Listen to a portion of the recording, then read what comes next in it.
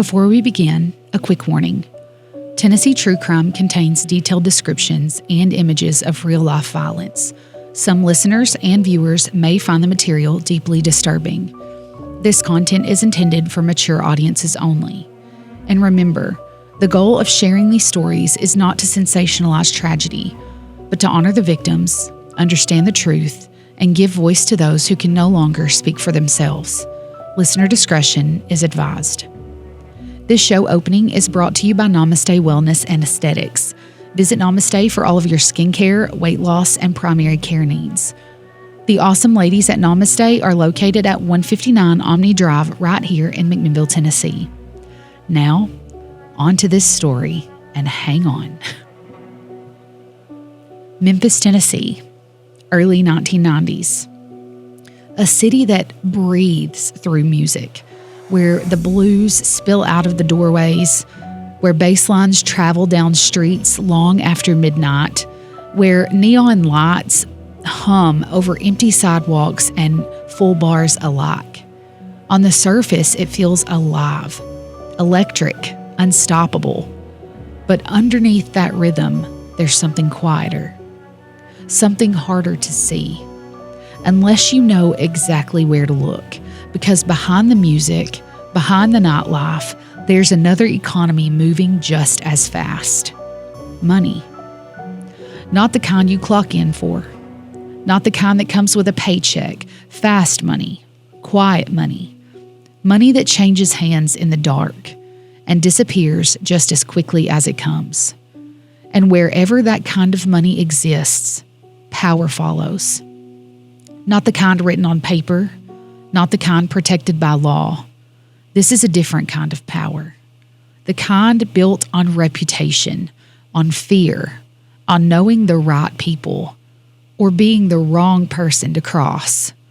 And in that world, there are always people willing to do anything to get both.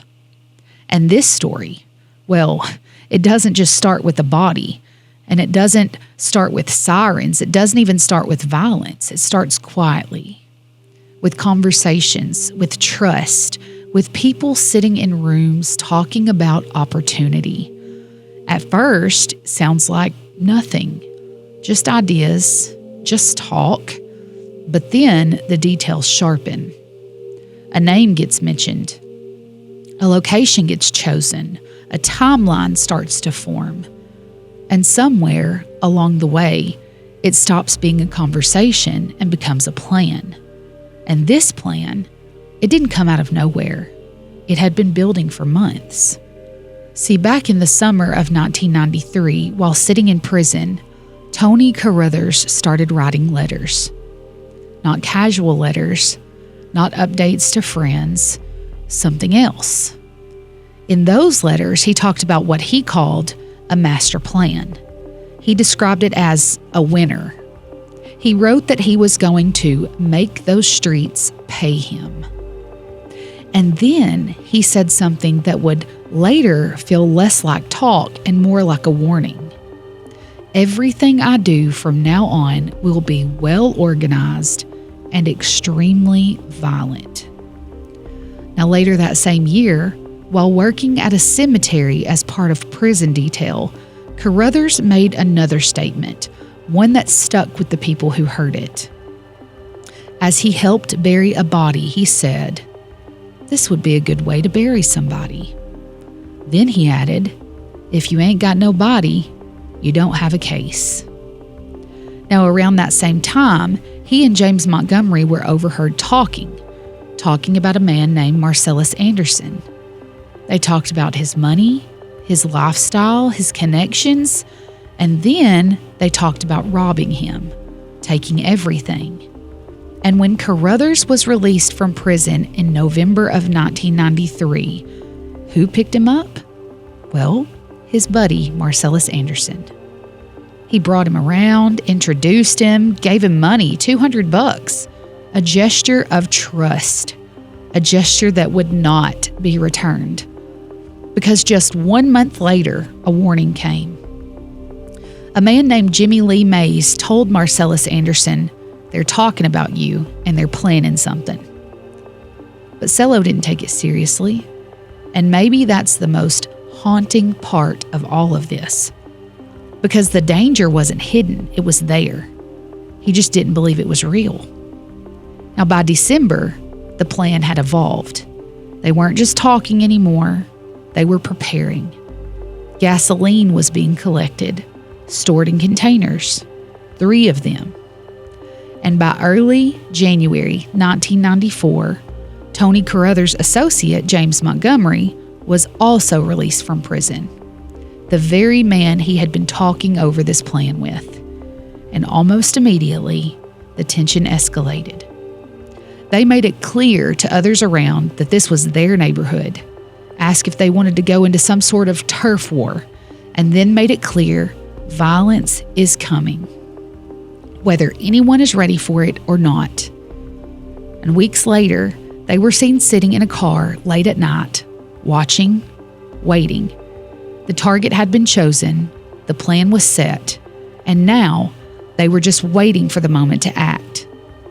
Not reckless, not rushed, careful, thought out, discussed, refined, a plan built on knowing someone's habits, their routines, and their weaknesses.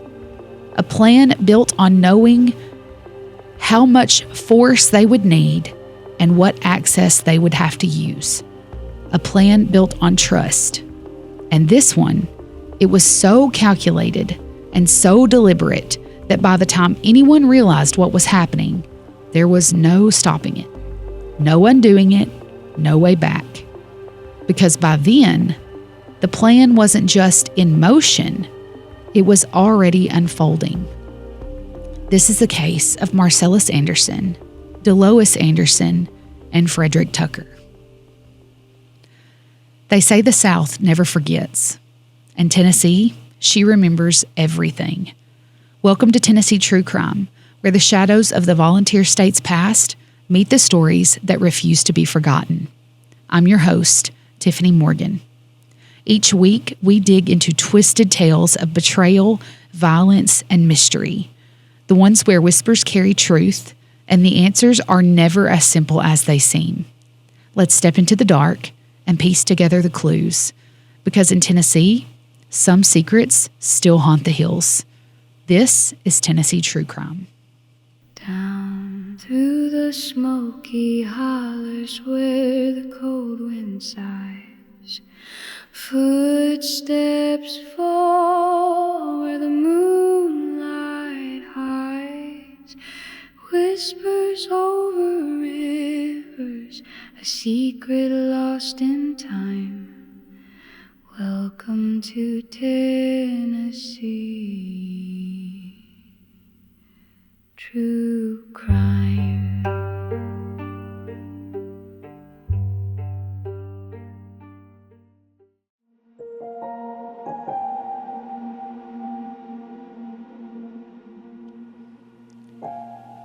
So at the center of this story is Marcellus Sello Anderson.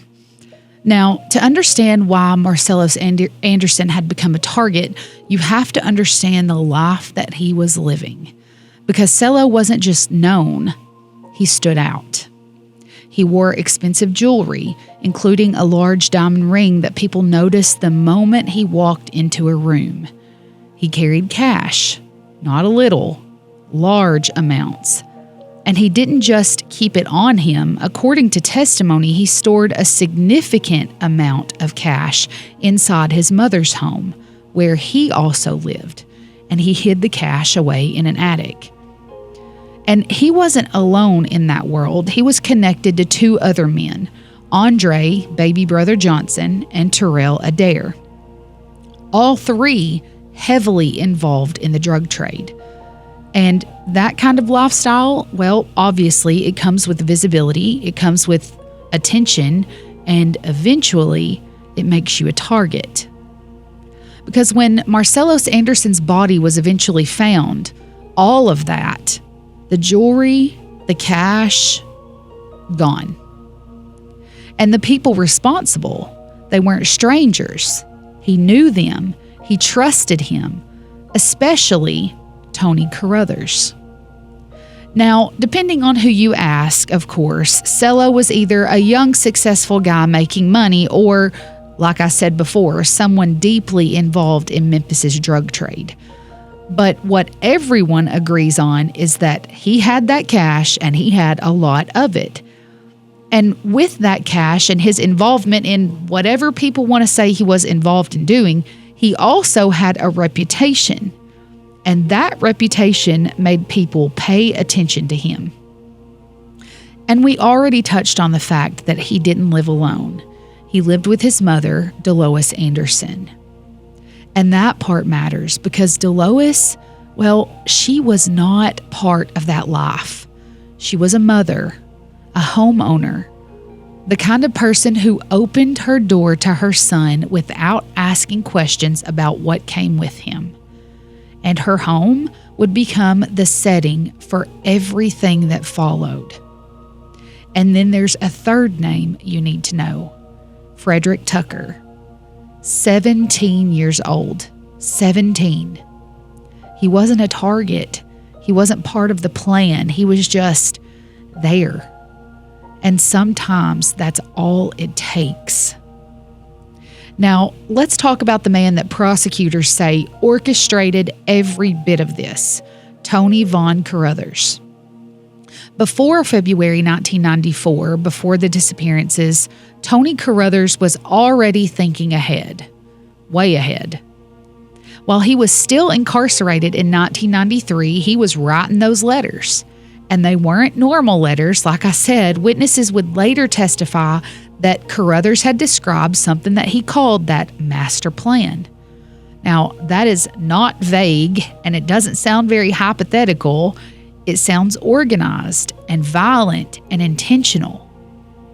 And here's where it starts to feel different, because this wasn't just about making money. This was about targeting someone. And eventually, that someone became Sello.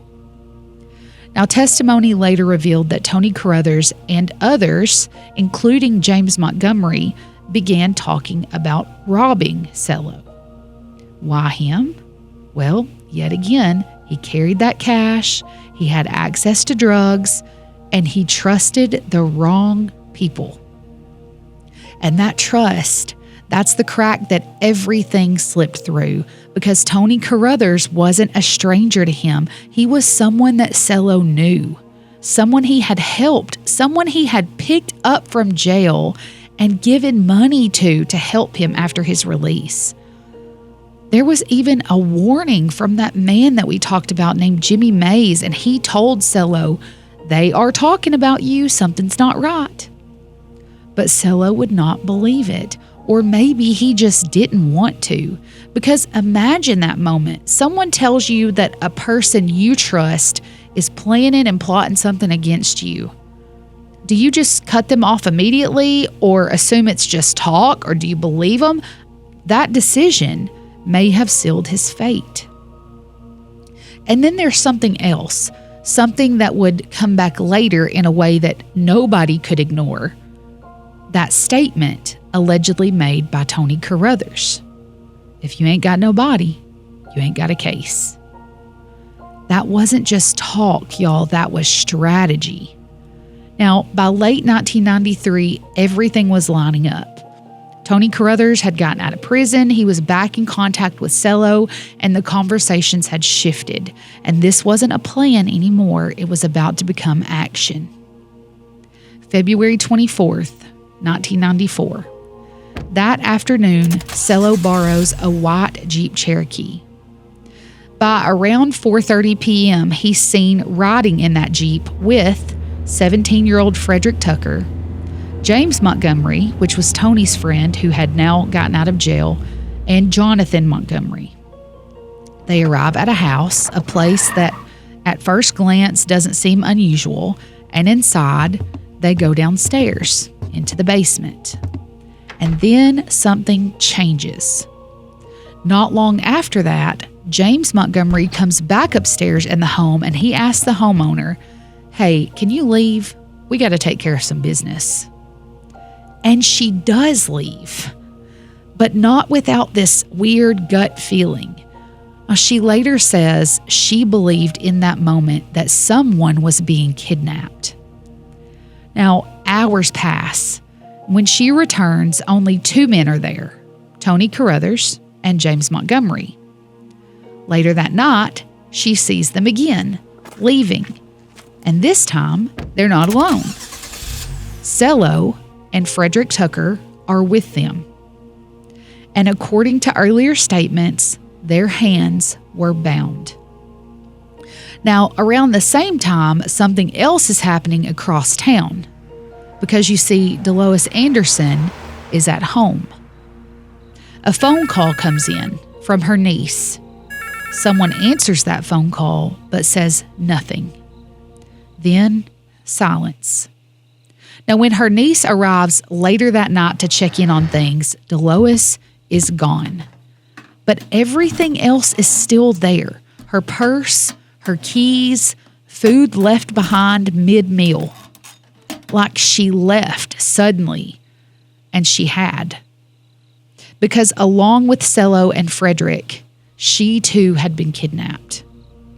Now, the victims and their captors drove across state lines into Mississippi, and a gun was turned. Shots were fired. And then they burned the vehicle that they had transported them in and switched to another. But get this, y'all. The story doesn't end in Mississippi, because after shooting all 3 of them and after burning the Jeep, they come back to Memphis. And they don't come back empty-handed, because all 3 victims had survived the shooting. So they put them into that different car and drove them back alive.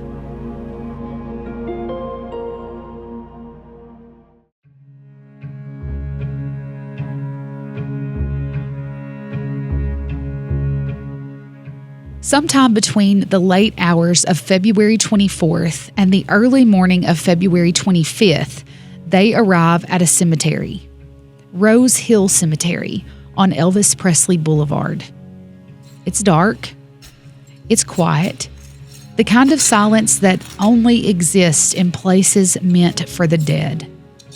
But what makes this even more disturbing is that this was not random. See, a burial had already taken place that day. A woman named Dorothy Daniels had been laid to rest there. Her grave had been prepared earlier in the day. And before her casket was ever placed into the ground, someone had already been inside that grave. A testimony shows that the grave had been opened, a vault removed, enough space created for something else. For 3 people. Sello Anderson, Frederick Tucker, and Delois Anderson.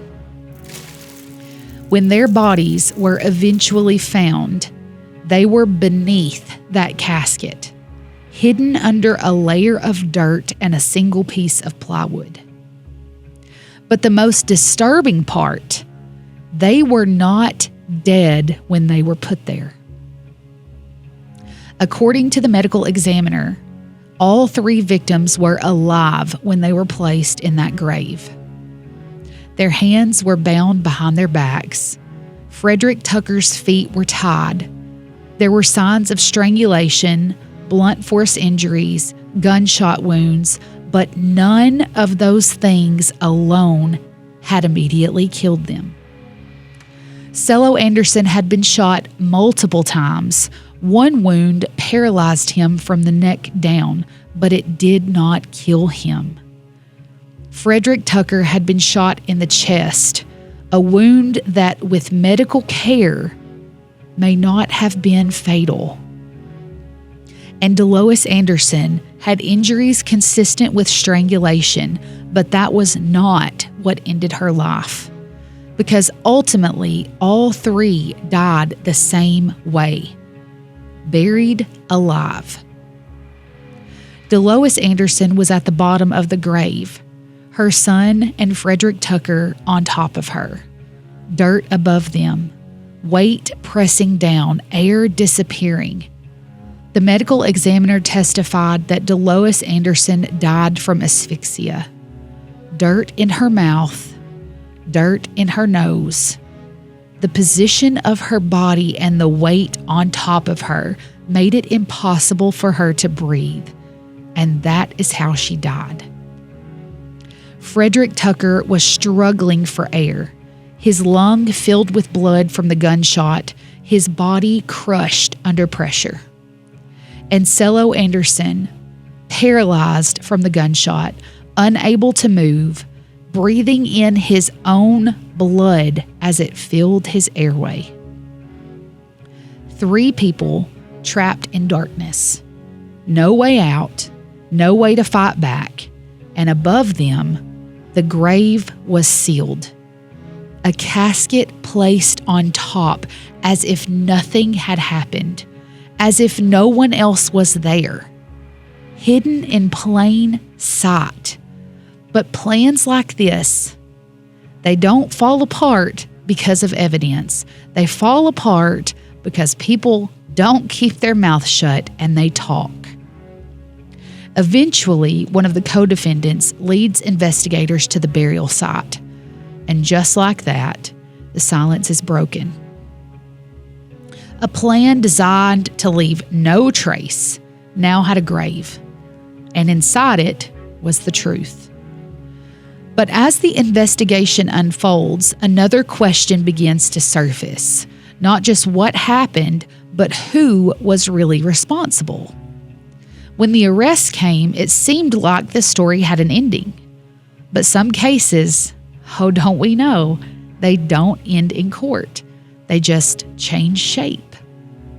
So Tony Carruthers is charged with 3 counts of first-degree murder, kidnapping, robbery, and prosecutors build a case that they believe is strong.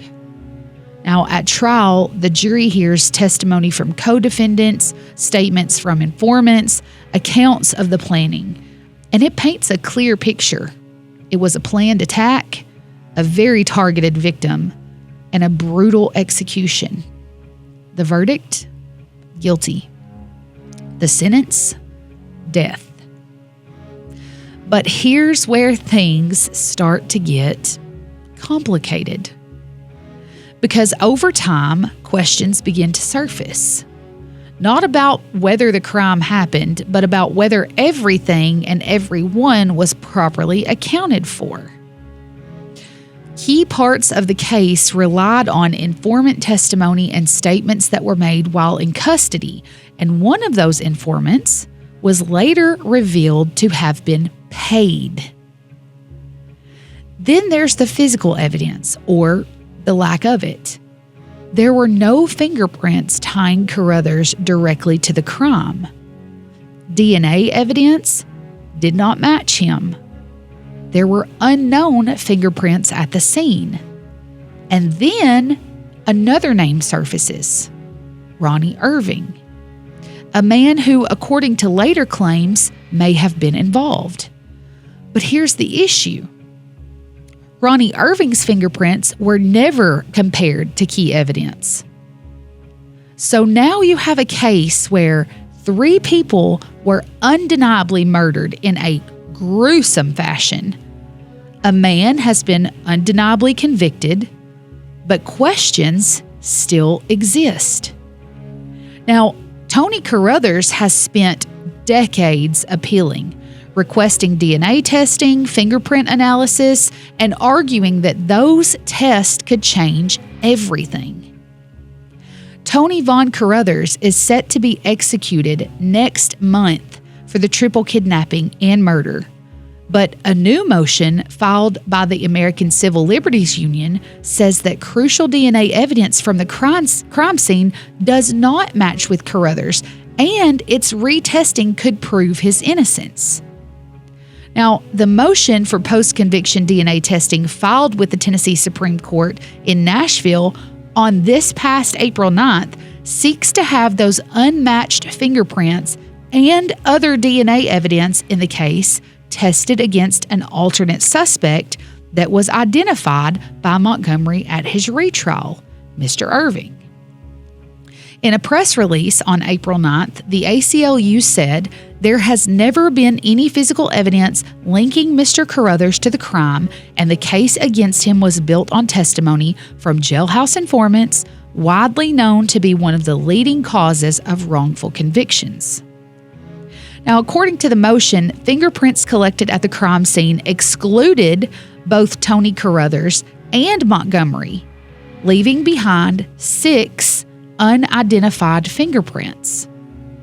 The motion says that the jury in Carruthers' case never heard about the fingerprint evidence because Carruthers was forced to represent himself at trial. A 2000 state Supreme Court opinion recounts the reasons why Carruthers was required to represent himself at trial, including threatening behavior toward some of his attorneys. Now, Carruthers ultimately had 6 different attorneys before representing himself in a performance that his current attorneys described as inept, ineffective, and disastrous, pointing to an ongoing mental illness and saying that Tony was mentally ill, irrational, and incompetent to stand trial at the time of his arrest. Now, in addition to this, in 2010, that co-defendant, James Montgomery, while serving out his remaining sentence, gave a statement to an investigator indicating that he kidnapped Cello and Fred and that he dispatched Ronnie Irving to kidnap Miss Delois Anderson. He confirmed to the investigator that Tony Carruthers was not involved in the kidnapping or the murders. James Montgomery was released in 2006. His sentence is done. Irving was murdered in 2002, so Tony Carruthers is still sitting in jail. He remains on death row with an execution scheduled for May 21st, 2026.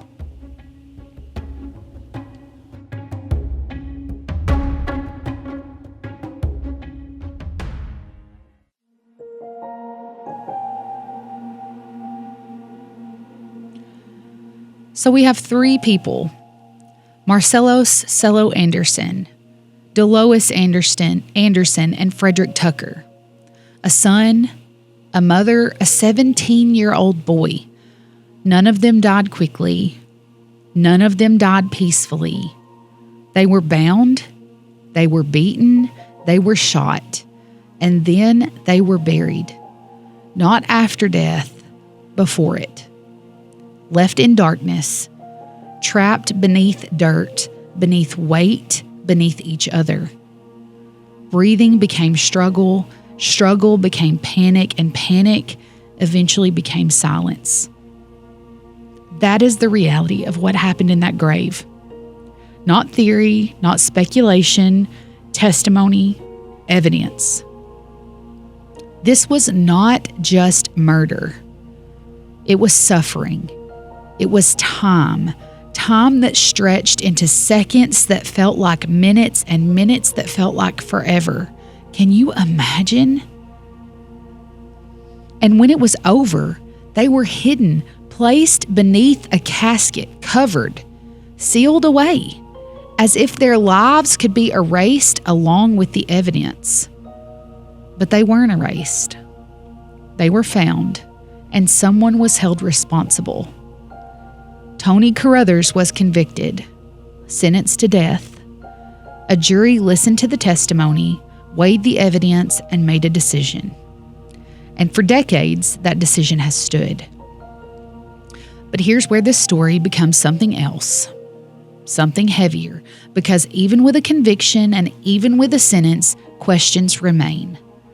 About testimony, about evidence, about what was never tested, about what was never fully explored. There are fingerprints that don't match. DNA that does not point to Tony Carruthers. Names that surfaced, but that were never fully investigated. And that leaves us in a place that is deeply uncomfortable because 2 things can exist at the same time. 3 people were brutally murdered. That is not in question.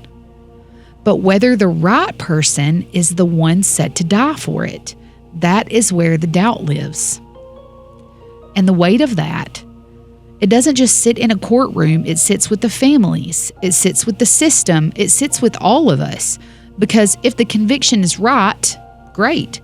Justice demands accountability for what was done in that grave.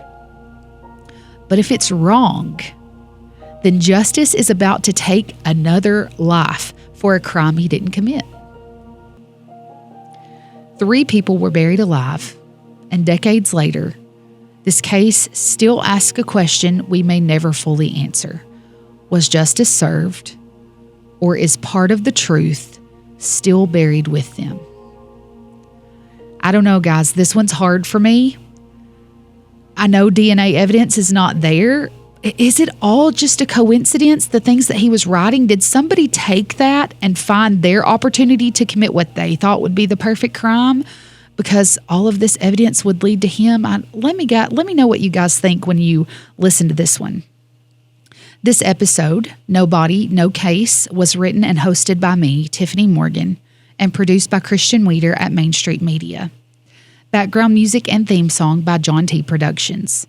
Research support from murderpedia.org, court reports, and News Channel 5. This finale was brought to you by the wonderful folks at Jones & Co. Real Estate. If you are buying or selling a home, come visit us at 304 Mulligan Street or give us a call at 931-474-2020. There is a wonderful team of qualified and friendly realtors ready to go to work for you. And if you would like to sponsor an episode, we would love to partner with you. Our sponsors keep our shows funded and running. To support Tennessee True Crime, follow us on Facebook at Tennessee True Crime or Instagram at TN True Crime. You can find case and evidence photos on those socials. We are also now on Spotify and most other streaming platforms, so give us a follow and please leave us a rating and comments when you listen. If you have a case that you're interested in me covering, please feel free to email me at tntruecrime@mainstreetmedia.llc or reach out on any of those social media platforms. I have started having people reach out to me, whether it's to request case coverage, give feedback, or just introduce themselves to me and tell me that they're a listener, and I absolutely love it. It is truly an honor and a pleasure to talk with each of you, and I mean that. I will be working on some of your cases in the near future, and I appreciate the emails and the communications with news stories and information regarding your loved ones. I want to do justice when I tell their stories. Join me next week as we uncover another Tennessee case that has left a lasting mark. Because here in Tennessee, we never stop telling the stories that matter. And some secrets we refuse to let stay buried. Tune in next time on Tennessee True Crime.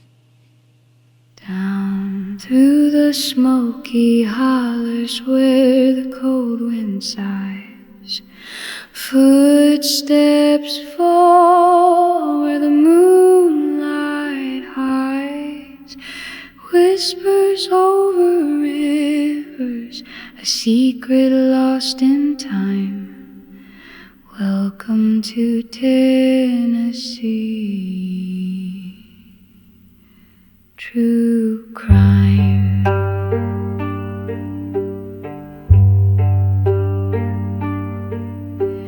Dark tales in the mountains where the mist won't lie, echoes of the fallen under starless skies. Hear the hush of memory, the voice of the unsaid.